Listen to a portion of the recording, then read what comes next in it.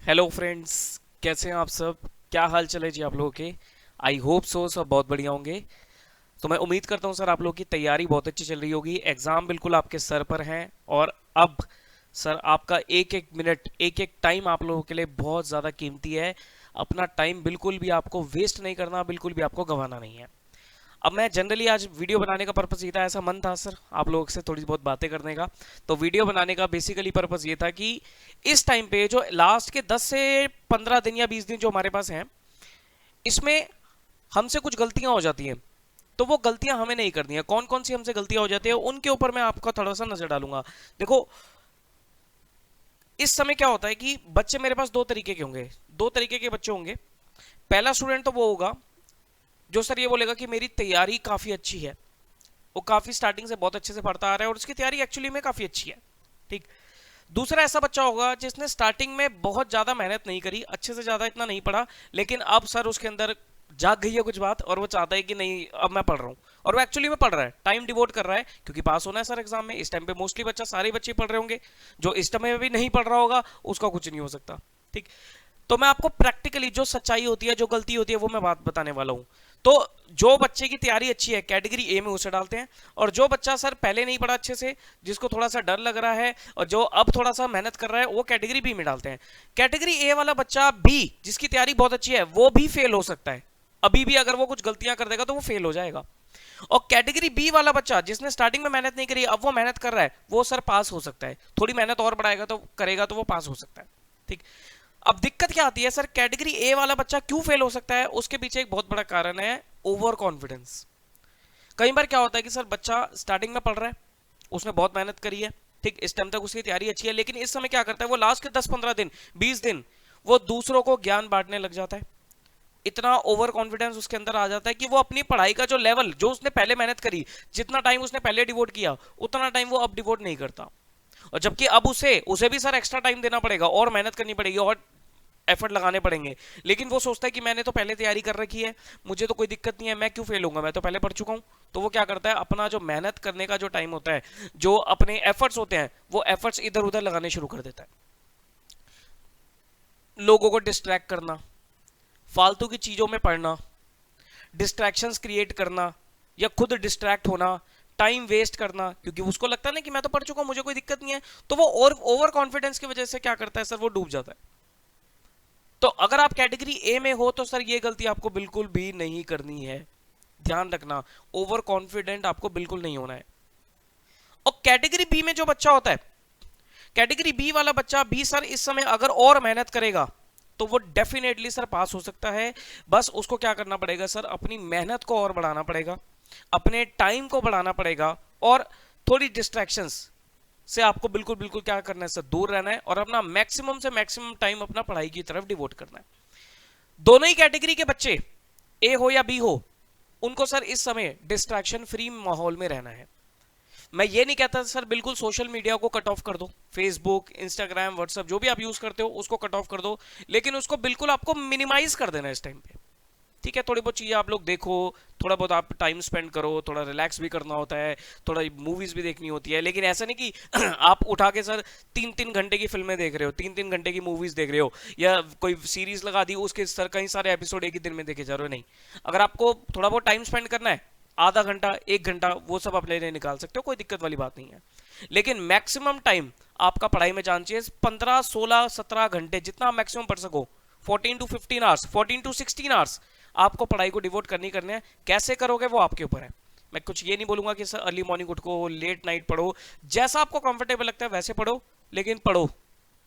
Main चीज है पढ़ो। 14 to 16 आवर्स आपको पढ़ाई में डिवोट करने हैं। कई बार होता है सर मन नहीं करता, मन नहीं लगता पढ़ाई में, क्या करें सर। उस टाइम पे सर आपको कुछ नहीं करना, उस टाइम पे आपको थोड़ा माइंड रिलैक्स करके अपने फ्यूचर के बारे में सोचना है। और ये सोच लेना कि अगर आज आप नहीं पढ़े, आज आपने टाइम वेस्ट किया, तो 6 महीने खराब करोगे। 6 महीने खराब करोगे तो सर अपना मॉनिटरी लॉस भी कर रहे हो।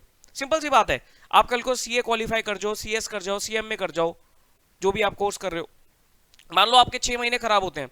6 महीने खराब होने को सर मॉनिटरी टर्म्स में आप इवेल्युएट कर सकते हो, कॉमर्स के बच्चे आराम से कर सकते हो। मान लो आपकी सर 50,000 रुपए की जॉब लगती है स्टार्टिंग में, जो नॉर्मली लग जाती है, तो 40 से 50,000, हम 50,000 फिगर पकड़ के चलते हैं। 6 महीने खराब करे, कितने रुपए का नुकसान कर दिया? 3 लाख रुपए का नुकसान कर दिया ना आपने अपना। 3 लाख रुपए का नुकसान कर दिया आपने। क्यों करना है सर? ये समझ लेना, फेल होते हो तो फेल होने की वजह से सर मेंटली डिस्टर्बेंस नहीं आती है। मेंटली तो आप टॉर्चर हो गई होगे, परेशानी तो आएगी आएगी, आपके साथ साथ जितनी भी चीजें कनेक्टेड है सब खराब हो जाएंगी। मॉनेटरी लॉस भी आपने अपना कर लिया, आपने सर फेल होने की वजह से अपनी फैमिली का भी नुकसान किया है। फैमिली का नुकसान कैसे किया है सर? उन्होंने आपके ऊपर इन्वेस्टमेंट कर रखी है। कैसे इन्वेस्टमेंट कर रखी है? उन्होंने आपकी पढ़ाई के ऊपर पैसा लगा रखा है, उन्होंने अपना टाइम आपके ऊपर लगा रखा है, तो उनको रिटर्न चाहिए। नहीं रिटर्न दोगे तो सर उनको रिटर्न नहीं मिलेगी, नुकसान है उनका। उससे भी आप कैलकुलेट कर सकते हो कि जितनी इन्वेस्टमेंट उन्होंने करी है, यही पैसा अगर वो किसी कहीं डिपॉजिट कर देते, कुछ भी नहीं करते सर, बैंक में डिपॉजिट करते, 6-7% का ब्याज तो वहां से मिलता, 6 महीने का उनको वो भी नुकसान कर रहे हो आप। मॉनेटरी लॉस आप कैलकुलेट कर सकते हो, मेंटली आपको लॉस है वो भी आप कैलकुलेट कर सकते हो, प्लस आपके पेरेंट्स को भी लॉस है। कैसे लॉस है सर? बोलेंगे आपको कुछ नहीं, लेकिन अंदर ही अंदर उनको परेशानी तो होगी, क्योंकि आप परेशान हो तो आपको देख के उनको भी परेशानी होगी। उनको लगेगा कि बच्चा क्लियर नहीं कर पा रहा, वो भी परेशान होंगे। प्लस जो भी आप तो देखो इतना फैमिली में नहीं जाओगे, लेकिन फैमिली को, सारे लोगों को फेस किसे करना है? आपके पेरेंट्स को करना है फेस। तो उनको जब लोग ताने देंगे या बोलेंगे या पोक करेंगे कि भाई क्या रहा आपका बेटा, सीए कर रहा था, सीएमए कर रहा था, सीएस कर रहा था, हुआ या नहीं हुआ, क्या जवाब देंगे? अभी रह गया, अभी रह गया। वो बहुत दुखदाई होता है, वो बहुत दुख देती है वो चीज। तो प्लीज सर ऐसी सिचुएशन ना क्रिएट हो, ऐसा टाइम ना उनका खराब हो ना आपका खराब हो। पढ़ाई में लग जाओ, पढ़ाई में लग जाओ, बिल्कुल भी टाइम मत वेस्ट करो। अभी भी सर 15-20 दिन है, मैं आपको बता रहा हूं सर, अभी भी अगर आप लग जाओगे ना तो सर बहुत कुछ करके दिखाओगे। मेरे को अपने सीए फाइनल की याद है, एक बहुत नामी फैकल्टी है, उनका नाम नहीं लूंगा मैं, वो एक बात कहते थे सर, महाभारत की लड़ाई कितने दिन में लड़ी गई थी? 18 दिन में लड़ी गई थी। आपके पास भी उतना ही टाइम है लगभग, तो सर आपको तो एक एग्जाम क्लियर करना है, आपको तो एक एग्जाम क्लियर करने हैं, कोई महाभारत जितना युद्ध थोड़ी ना करता है। तो जब महाभारत को 18 दिन में लड़ा गया, तो क्या आप एग्जाम आप 10-15 दिन में नहीं कवर कर सकते? बिल्कुल कर सकते हो।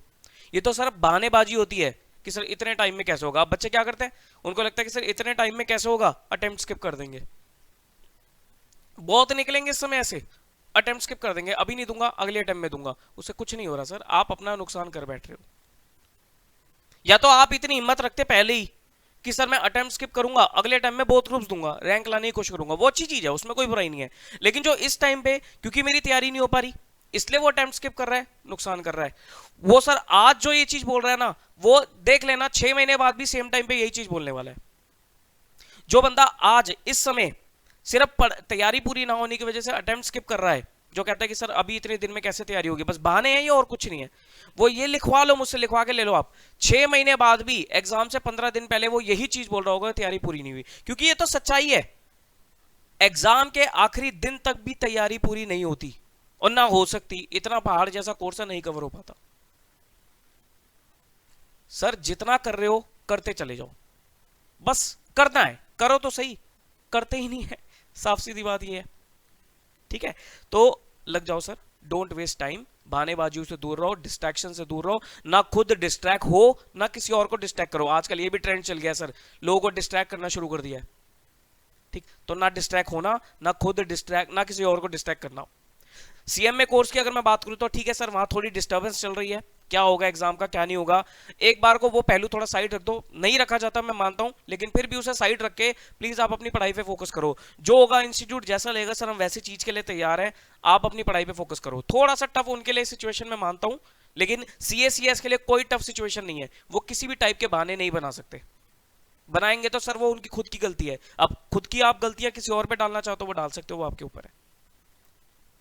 समझ पा रहे हो मेरी बातें? ठीक, तो प्लीज सर उठ जाओ, जाग जाओ और लग जाओ। अब कोई ऐसी बहाने या कोई मेरे पास किसी का कोई कॉल मैसेज ना आए सर मन नहीं कर रहा पढ़ाई का, आते हैं ना मेरे पास, तभी मुझे पता लगता है कि सर क्या क्या दिक्कतें आ रही हैं। तो please don't waste your time and all the very best to you. कोई दिक्कत परेशानी आए तो सर मुझे व्हाट्सएप कर देना, बस लग जाओ। ठीक है, चलिए all the very best to you, bye bye.